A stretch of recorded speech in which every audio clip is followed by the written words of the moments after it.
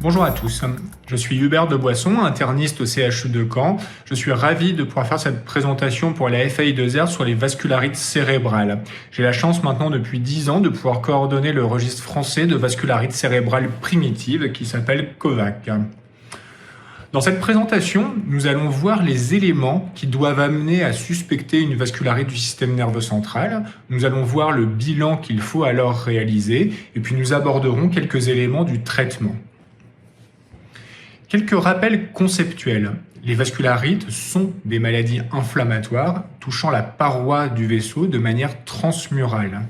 Et donc, le gold standard pour démontrer cette atteinte inflammatoire, c'est la biopsie. Néanmoins, l'examen n'est pas souvent réalisé et très souvent, le diagnostic de vascularite cérébrale repose sur l'association d'une atteinte vasculaire avec des éléments inflammatoires. Lorsque la maladie est isolée au système nerveux central, on parle de vascularite cérébrale primitive. Mais par contre, l'atteinte cérébrale peut être une des manifestations d'une maladie plus systémique qu'il faut alors rechercher initialement. Enfin, le traitement fait appel souvent à des immunosuppresseurs.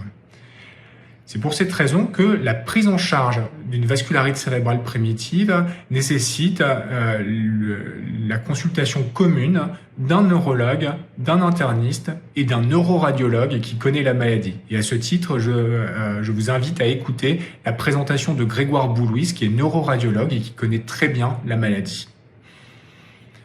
Donc à la phase initiale, au questionnement de savoir si le patient a réellement une vascularite cérébrale, il faudra s'assurer qu'il n'a pas une autre vasculopathie cérébrale non inflammatoire, qui sont très souvent en fait plus fréquentes que les vascularites cérébrales. Et lorsqu'on évoque le diagnostic de vascularite cérébrale, si on ne peut pas avoir de biopsie pour démontrer le diagnostic, il faudra alors retenir le diagnostic exclusivement s'il y a deux éléments. D'un côté, une atteinte vasculaire qu'on va démontrer avec l'imagerie ou par l'existence indirecte d'AVC multiples, et d'un autre côté, une preuve d'inflammation qu'on va pouvoir prouver sur la ponction lombaire lorsqu'il existe une méningite, qu'on va pouvoir prouver lorsqu'il existe des prises de contraste, des prises de gadolinium parenchymateuses et ou méningées, ou qu'on va pouvoir prouver lorsqu'il existe une prise de contraste circonférentielle de la paroi du vaisseau.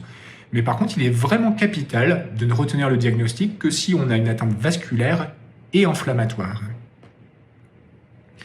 Tout comme les vascularites systémiques, dans les vascularites du système nerveux central, on peut opposer deux présentations radiocliniques différentes selon que les gros ou petits vaisseaux sont concernés.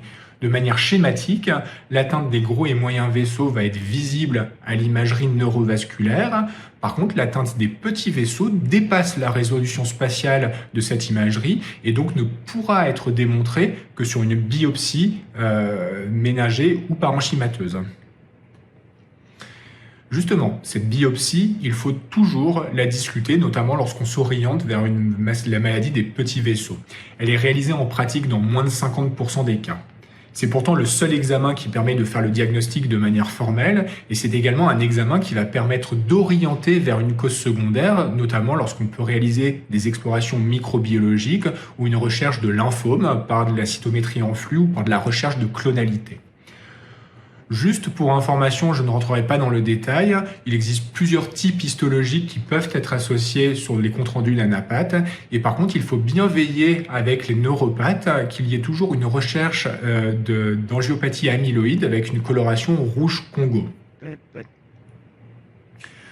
Pour démontrer l'atteinte vasculaire, l'artériographie reste encore le gold standard puisque c'est le seul examen qui va permettre d'aller voir des vaisseaux jusqu'en dessous de 500 microns. Typiquement, on va rechercher des sténoses, des occlusions, des dilatations qui sont l'apanage des maladies vasculaires mais pas nécessairement des vascularites cérébrales. L'ARM est un excellent examen pour démontrer les sténoses vasculaires et il est vrai que maintenant les IRM 3 Tesla permettent de voir avec une excellente résolution spatiale les atteintes des petits vaisseaux et sur un travail que nous avions fait dans le registre, on voyait qu'il y avait une très bonne concordance entre l'artériographie et l'ARM 3 Tesla. Et donc si une ARM 3 Tesla montre des sténoses, il y a assez peu d'intérêt d'aller faire une artériographie et à contrario, si l'ARM 3 Tesla est normal, il y a assez peu de chances que vous puissiez mettre en évidence une atteinte à des petits vaisseaux, sauf les rares cas d'atteinte extrêmement distale des vaisseaux intracrâniens. Une fois qu'on a la preuve qu'il existe une atteinte vasculaire, encore faut-il prouver qu'il existe une atteinte inflammatoire du système nerveux central. Et donc tout patient suspect de vascularite cérébrale doit avoir une ponction lombaire. En pratique, elle n'est anormale que dans 50 à 85% des cas. Par contre, comme la biopsie, la ponction lombaire permet d'aller chercher des diagnostics alternatifs, notamment infectieux ou encore les hémopathies. Un point important, c'est l'encadré rouge. Une ponction lombaire dans une vascularite cérébrale primitive montre souvent une méningite avec un liquide assez peu cellulaire. C'est souvent entre 10 et 150-200 jusqu'à 400 éléments dans la ponction lombaire. C'est souvent des lymphocytes. La protéinorachie est rarement très élevée, globalement entre 0,5 et 2 grammes par litre, et il peut exister des bandes oligoclonales.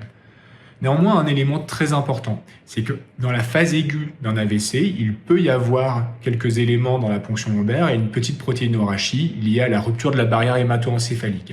Il ne faut pas prendre cette ponction lombaire pour, dans ce cas-là, un critère inflammatoire qui va orienter vers la vascularite cérébrale. Le deuxième point important, c'est qu'une cellularité trop importante dans la ponction lombaire, notamment plus de 400 par millimètre cube, doit faire rechercher d'autres maladies en priorité, plutôt lymphome et encéphalite auto-immune, avant d'évoquer une vascularite du système nerveux central. Le deuxième élément pour pouvoir démontrer l'inflammation du système nerveux central, ce sont les prises de contraste, les prises de gadolinium du parenchyme ou de la méninge, et toujours en dehors de lésions ischémiques. Je ne rentre pas dans le détail sémiologique qui sera abordé par Grégoire Boulouis. Ce qui est sûr, c'est que lorsqu'il existe une prise de contraste de la méninge, c'est une cible biopsique d'intérêt, et la plupart du temps, lorsqu'on biopsie une méninge qui s'allumait sur l'IRM, la biopsie va être rentable. Le troisième moyen de démontrer l'inflammation du système nerveux central, c'est directement de montrer l'inflammation du vaisseau. Et vous savez qu'il existe maintenant les séquences en sang noir qui permettent de montrer le rehaussement de la paroi du vaisseau en s'affranchissant de l'hypersignal sanguin à l'injection de gadolinium. Un point très important, c'est la sémiologie des prises de contraste vasculaires. Et ça, c'est vraiment un élément qu'il faut revoir systématiquement avec votre neuroradiologue. Lorsque le vaisseau s'allume, il faudra veiller à ce que la sémiologie de cette prise de contraste soit circonférentielle et homogène. Parce que parmi les diagnostics alternatifs, l'athérome peut prendre le contraste, mais toujours de manière hétérogène et patchy, et donc ne doit pas faire évoquer une pathologie inflammatoire à tort. Autre élément important, c'est que sur des sténoses très serrées, il peut y avoir des artefacts de flux qui positivent l'imagerie de paroi et qui peuvent égarer à tort vers une pathologie inflammatoire du vaisseau. À titre d'information, il existe des formes particulières de vascularite du système nerveux central, des atteintes médulaires qui peuvent parfois être isolées, et puis des formes pseudo-tumorales, mais qui posent finalement assez rarement un challenge diagnostique, puisque ces patients sont biopsiés, et la vascularite est une découverte histologique souvent fortuite. Donc si je résume un petit peu les deux points importants qui disent que pour retenir un diagnostic de vascularite, il faut avoir une atteinte vasculaire et une preuve d'inflammation. Si un patient a des sténoses, comme sur ces images, avec un AVC et qu'on dit que le LCR est inflammatoire, je suis assez serein sur le diagnostic de vascularite cérébrale. De manière similaire, s'il existe des sténoses intracrâniennes dans un contexte d'AVC, des prises de contraste à l'injection de gadolinium, j'ai un critère inflammatoire et vasculaire, le diagnostic de vascularite cérébrale reste probable. Par contre, et c'est une situation qui est très fréquente, l'existence de sténoses intracrâniennes multiples sans aucun élément inflammatoire à la ponction lombaire ou sur les IRM, c'est hautement suspect de ne pas être une vascularite cérébrale. Et là, il y a deux diagnostics particuliers à évoquer. D'un côté, le syndrome de vasoconstriction cérébrale réversible, et d'un autre côté, l'athérome intracrânien. Et je m'arrête quelques secondes sur ces deux diagnostics. Le SVCR est une vasculopathie non inflammatoire qui a une présentation tout à fait typique avec des céphalées en coup de tonnerre souvent en symptôme cardinal. Et en l'occurrence, les céphalées en coup de tonnerre dans les vascularites cérébrales sont rarissimes. Et donc de manière un peu dogmatique, un patient qui va rentrer dans la maladie avec des céphalées en coup de tonnerre, ça sera très probablement un SVCR et pas une vascularite cérébrale. Autre point important à l'anamnèse, c'est qu'il existe souvent dans le SVCR un facteur déclenchant qui peut être un médicament, notamment les ISRS, qui peut être un toxique, notamment cocaïne et cannabis, et qui peut être aussi tout un lot de médicaments, j'en ai cité quelques-uns sur ce tableau. Le point important, c'est que comme son nom l'indique, les lésions cérébrales sténosantes sont réversibles souvent dans les 12 semaines qui suivent, notamment lorsqu'on utilise un inhibiteur calcique. Il faut savoir que les corticoïdes peuvent avoir un effet néfaste sur les sténoses lorsqu'ils sont utilisés dans un SVCR. L'autre diagnostic alternatif fréquent, c'est l'athérome intracrânien. Et c'est probablement une vasculopathie cérébrale qui est sous-estimée et qui est pourtant responsable d'un grand nombre de sténoses intracrâniennes multiples sans signe inflammatoire. Là, pour le diagnostic d'athérome, le terrain est très important. C'est très souvent un patient de plus de 50 ans qui a des facteurs de risque cardiovasculaire, notamment une hypertension artérielle ancienne et souvent mal contrôlée.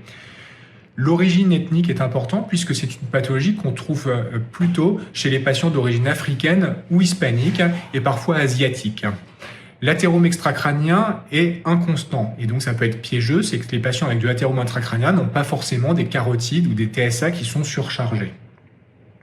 Naturellement, c'est une pathologie non inflammatoire, donc il n'y a pas de signe inflammatoire sur les examens de routine, l'APL, les IRM injectés. Et puis bien entendu, ça ne répond pas aux traitements immunosuppresseurs ou aux corticoïdes. Et les corticoïdes peuvent même aggraver souvent les sténoses intracrâniennes. En termes de manifestations cliniques, rien de bien spécifique. Les manifestations vont dépendre de la localisation des lésions cérébrales et de l'étendue des lésions cérébrales. Les céphalées sont trouvées chez la moitié à 2/3 des patients, jamais en coup de tonnerre. Et puis, globalement, toute la sémiologie neurologique va pouvoir être déclinée avec des déficits neurologiques, avec des signes d'encéphalopathie, avec de l'épilepsie. L'installation des troubles peut être aiguë ou suraiguë, comme dans le cadre d'un AVC ou d'une épilepsie, mais, et c'est plus piégeux, peut s'installer de manière tout à fait insidieuse avec des troubles cognitifs, voire psychiatriques. Tout à l'heure, je parlais de la distinction entre l'atteinte des gros et des petits vaisseaux. Et en termes de présentation neuroclinique, l'atteinte des petits vaisseaux est plutôt associée à des présentations encéphalitiques avec des troubles cognitifs, avec des épilepsies. Très souvent, la ponction lombaire est anormale et on retrouve très fréquemment des prises de contraste parenchymateuses et ou méningées à l'IRM cérébral. À l'inverse, l'atteinte des gros et moyens vaisseaux va plutôt se présenter sous forme d'un AVC macro-territorial en lien avec des sténoses plutôt proximales. La ponction lombaire est moins souvent normale dans ce contexte. En termes de pronostic, l'atteinte des petits vaisseaux est plus associée à un risque de rechute. Une fois le diagnostic de vascularite établi, il convient de déterminer si elle est primitive ou si elle survient dans le cadre d'une maladie plus générale. Et donc, il faut aller faire le bilan de ces autres maladies pouvant avoir un tropisme pour les vaisseaux intracrâniens. Je n'ai pas le temps naturellement de développer toutes les maladies qui peuvent se compliquer de vascularite cérébrale et j'ai choisi de ne présenter que 4 grands cadres nosologiques qu'il faut évoquer dans le contexte. Tout le pan des maladies inflammatoires peut en tant que tel se compliquer de vascularite cérébrale. Les infections également, que ce soit des virus, des bactéries, des champignons ou des parasites. J'insisterai peut-être un peu plus sur la syphilis, le Lyme, la tuberculose ou le VZV qui peuvent donner des vascularites cérébrales. Les pathologies malignes peuvent être associées également à des vascularites cérébrales, que ce soit des cancers solides ou des hémopathies. Enfin, un certain nombre de traitements et de toxiques sont associés à des vascularites cérébrales. Et là encore, je citerai la cocaïne, lorsque notamment elle est coupée avec le levamisole, et le cannabis peuvent être associés, en plus du SVCR, à d'authentiques vascularites cérébrales. Donc, en termes de recherche paraclinique, le bilan biologique minimal est indiqué sur cet écran et doit naturellement être adapté en fonction de la présentation du patient. Je pense que tous les patients doivent avoir un screening infectieux minimum, notamment avec les recherches des VIH, VHB, VHC, la recherche de VZV sur le LCR, les sérologies Lyme, syphilis et s'assurer que le patient n'a pas été antérieurement exposé à la tuberculose. Un point important, c'est ce qui est dans l'encadré. C'est que contrairement aux vascularites systémiques où il y a quasiment constamment un syndrome inflammatoire biologique, dans les vascularites du système nerveux central, la CRP est très souvent basse, voire normale. Et ça ne doit pas remettre en question le diagnostic. Sur le plan immunohématologique, il y a un large bilan immunologique à faire. Je ne vais pas rentrer dans le détail, ils sont indiqués sur la slide et il faut l'adapter en fonction du contexte. Je parlerai juste de la sérologie antiphospholipides qui peut se positiver à la phase initiale d'un AVC puisqu'il y a du dommage endothélial, du relargage de phospholipides membranaires et donc on peut avoir une immunologie antiphospholipides faiblement positive à la phase initiale d'un AVC. Il faudra naturellement recontrôler cette sérologie 12 semaines plus tard pour pouvoir dire que l'AVC est en lien avec un SAPL. Tout patient suspect de vascularite cérébrale doit avoir un fond d'œil. Il sera typiquement normal dans une vascularite cérébrale primitive. Par contre, lorsqu'il montre des occlusions de branches de l'artère centrale de la rétine, une uvéite, une vascularite veineuse, on pourra soit évoquer un syndrome de Susak, soit une granulomatose de type sarcoïdose, soit une maladie de B7. Et puis, en termes de maladies génétiques, il y a beaucoup de maladies qui sont actuellement en cours de démantèlement, des syndromes cérébro-rétiniens qui sont associés à des mutations génétiques.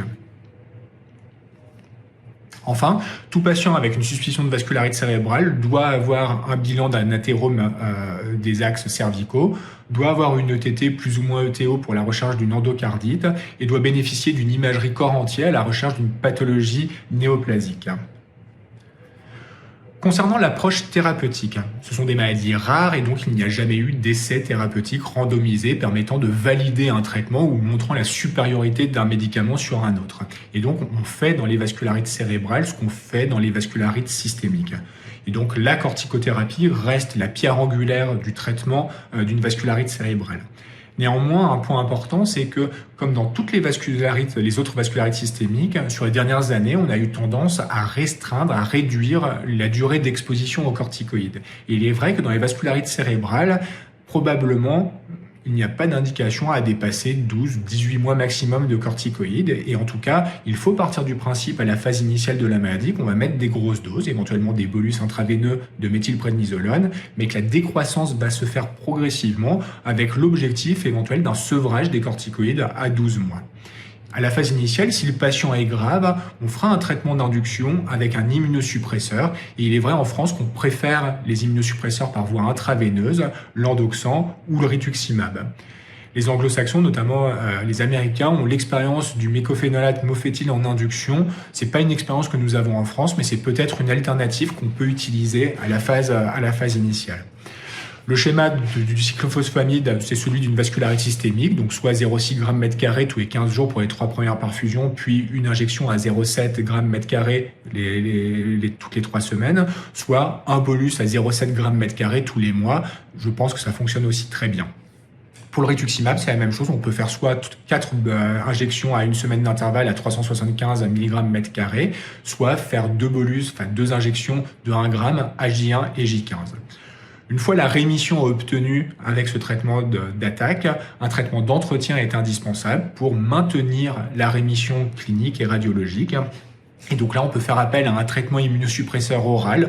En France, c'est avec l'Immurel qu'on a le plus d'expérience, mais le méthotrexate ou le MMF sont probablement des bonnes alternatives. Enfin, on commence à avoir aussi un petit peu de recul sur l'utilisation du rituximab en entretien et c'est probablement une alternative qu'on peut utiliser. Un petit point vigilance, c'est l'encadré en bas à droite. Pensez aux mesures associées, aux mesures adjuvantes qu'on associe à la corticothérapie au long cours, la prévention de l'ostéoporose, la prévention du risque infectieux, notamment avec les vaccinations au moins contre la grippe, la Covid et le pneumocoque.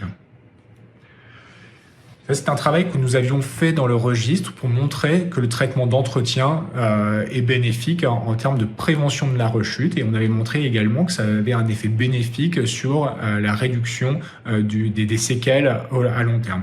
Et c'est pour cette raison que je pense que tout patient avec une vascularite cérébrale qui a bénéficié d'un traitement d'induction avec un immunosuppresseur doit bénéficier également d'un immunosuppresseur en entretien. Pour le suivi, naturellement, rien de bien consensuel. L'IRM cérébrale doit être renouvelée 4 à 6 mois après le traitement d'induction. Il ne faut pas la faire trop précocement parce que notamment lorsqu'il existe des prises de contraste, celles-ci mettent du temps à s'éteindre, voire ne s'éteignent pas. Et donc, il ne faut pas intensifier un traitement si ces prises de contraste persistent dans les premiers mois post-induction. Et puis, par la suite, on va guider un petit peu le suivi des IRM en fonction du contexte clinique. En général, sur les premières années, tous les 6 mois. À mon sens, pas de place pour la ponction lombaire ou l'artériographie dans le suivi, sauf si le patient se réaggrave. Et puis on garde en tête que le traitement, c'est au moins 2 à 3 ans, puisque le traitement d'entretien va être maintenu au moins 2 ans. Donc en conclusion, le point le plus important de cette présentation, c'est que pour retenir, à défaut d'une biopsie, le diagnostic de vascularité cérébrale, il faudra veiller à avoir un critère inflammatoire et un critère vasculaire.